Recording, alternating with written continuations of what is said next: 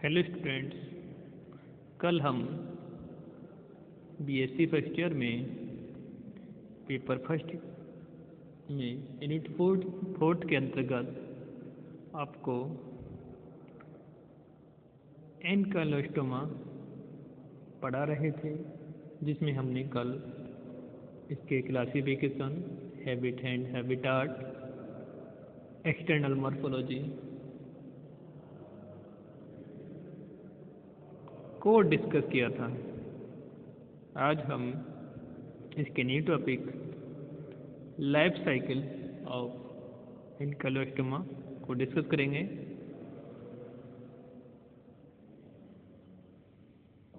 अगर इसकी life cycle की बात की जाए तो एनकाइलोस्टोमा है जो मोनोजेनेटिक एनिमल है, जिसकी लाइफ साइकिल एक होस्ट के अंदर ही कंप्लीट होती है। इसका जो मेन होस्ट है वो ह्यूमंस है, जिसकी इंटेस्टाइन, हार्ट, ब्लड आदि में ये रहता है। जैसा कि आप देख रहे हैं, adult sperm male and female, इसमें पॉपुलेशन की क्रिया होती है। उसके दौरान फर्टिलाइज एग जो बनता है वो फीकल मैटर, जो ह्यूमंस का फीकल मैटर होता है, उसमें छोड़ दिया जाता है। वहाँ से इसमें क्लीवेज की क्रिया स्टार्ट होती है, जिसमें एक सेल से दो, दो से चार, चार से आठ, इस तरीके से मल्टीप्लिकेशन करते हुए यह एम्ब्रियोनेटेड एग की फॉर्मेशन करता है, जो आगे चलकर एक न्यूली रेप्टिफॉर्म्स लार्वा में कन्वर्ट हो जाता है। इसका जो लार्वा है फाइलेरिफॉर्म या इन्फेक्टिव लार्वा कहलाता है, जो कि मिट्टी में रहता है, जहाँ पर फीकल मैटर छोड़ा जाता है, यहाँ पर जहाँ पर मल मूत्र को विसर्जित किया जाता है या छोड़ा जाता है, उस वाले रीजन में ये मिलता है। और जब कोई ह्यूमन नंगे पैर उस एरिया में जाता है तो यह उसके पैर की स्किन में पेनिट्रेट करके, यानी एंटर करके, ब्लड के द्वारा उसकी स्मॉल इंटेस्टाइन में पहुंच जाता है, जहां से ये उसके लंग्स, ब्रेन, हार्ट, पूरी बॉडी में इसके जो लार्वे होते हैं वो फैल जाते हैं। और जब इसकी मैच्योर्ड फॉर्म बन जाती है ह्यूमन इंटेस्टाइन में, फिर दोबारा इसमें एग लेइंग की क्रिया होती है। एग लेइंग एग्स को स्मॉल इंटेस्टाइन में छोड़ दिया जाता है, वहाँ से फिर ये फीकल मैटर के द्वारा बॉडी के बाहर जमीन पर छोड़ दिए जाते हैं। तो इस प्रकार ये है इसकी लाइफ साइकिल दिखाई गई है। अब बात करते हैं copulation and fertilisation. Hookworms में कॉपुलेशन की क्रिया होस्ट की इंटेस्टाइन में होती है। इस क्रिया में मेल कॉपुलेटरी वर्सा के द्वारा फीमेल को अटैच कर देता है और फर्टिलाइज्ड फीमेल में स्पर्म को ट्रांसफ़र कर देता है। मतलब जो मेल का क्लोएकल वाला रीजन होता है वो फीमेल के रिप्रोडक्टिव फोर्स में स्पर्म को इंजेक्ट कर देता है। अब बात करते हैं इसके एग्स की। फर्टिलाइज्ड एग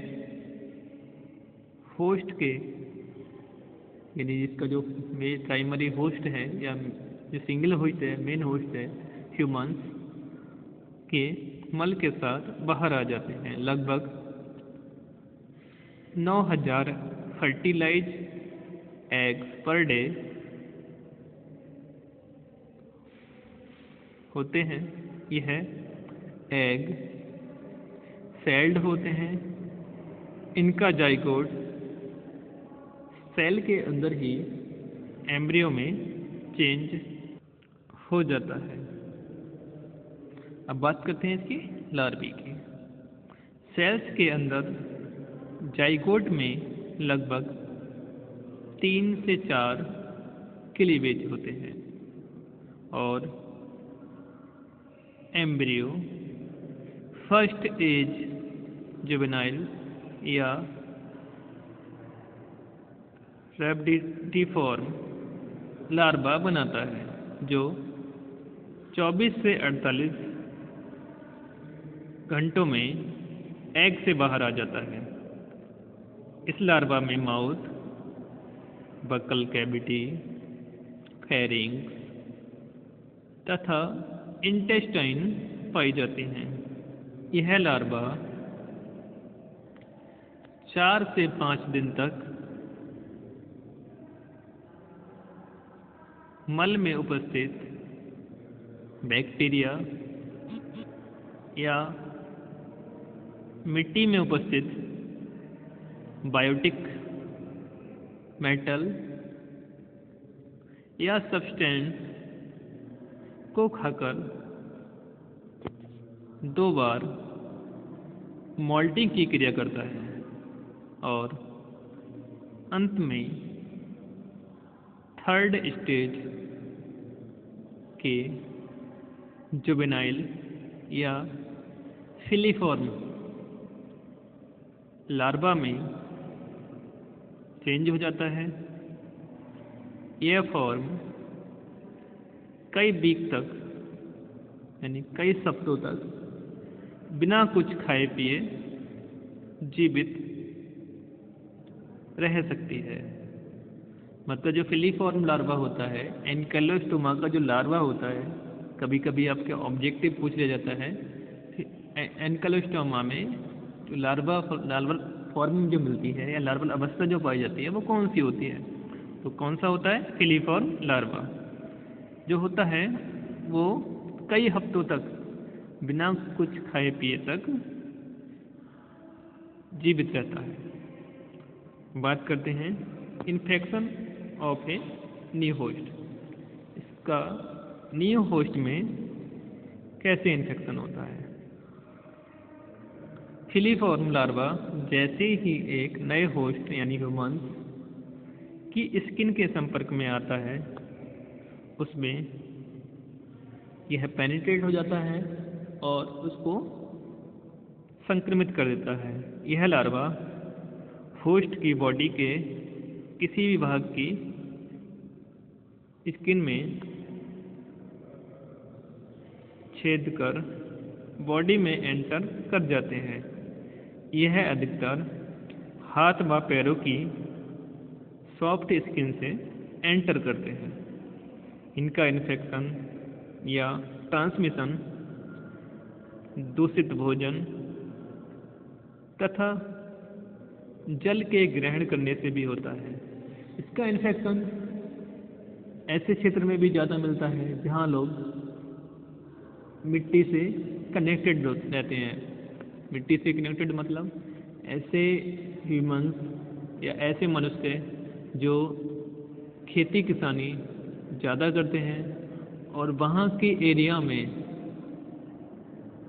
जो ह्यूमंस हैं मल त्यागने के लिए बाहर जाते हैं, यानी फील्ड में जाते हैं, तो ऐसे लोगों में एनकेलोस्टोमा का इन्फेक्शन ज़्यादा देखा गया है। अब बात करते हैं कि माइग्रेशन के लार्वल में किस टाइप का माइग्रेशन होता है। इन्फेक्शन होने के पश्चात, यानी जब ये ह्यूमन जो होस्ट है इसकी बॉडी में एंटर करता है, पेनिट्रेट करता है, उसके 24 घंटे के अंदर ही ब्लड वेसल्स में पहुंच जाता है। पहले यह राइट वेंट्रिकल में और वहां से पल्मोनरी आर्टरीज के द्वारा लंग्स में पहुंचता है, लंग से ट्रैकिया में से होते हुए फेरिंग्स में पहुंचता है तथा फेरिंग्स से इसे निगल लिया जाता है और अंत में यह स्मॉल इंटेस्टाइन में पहुंचकर 5 से 6 सप्ताहों तक रहता है और एडल्ट फॉर्म में परिवर्तित हो जाता है। इस प्रकार एक फिलीफॉर्म लार्वा से 5 से 6 सप्ताह के अंतर एडल्ट एनकाइलोस्टोमा की फॉर्मेशन हो जाती है, जो कुछ समय के बाद कॉपुलेशन की क्रिया द्वारा फीमेल की बॉडी में स्पर्म को इंजेक्ट कर देता है। फिर इनमें एग लेइंग स्टार्ट होती है। एग्स को फीकल स्मॉल इंटेस्टाइन में छोड़ दिया जाता है, वहां से ये फीकल मैटर के साथ बॉडी के बाहर निकाल दिया जाता है।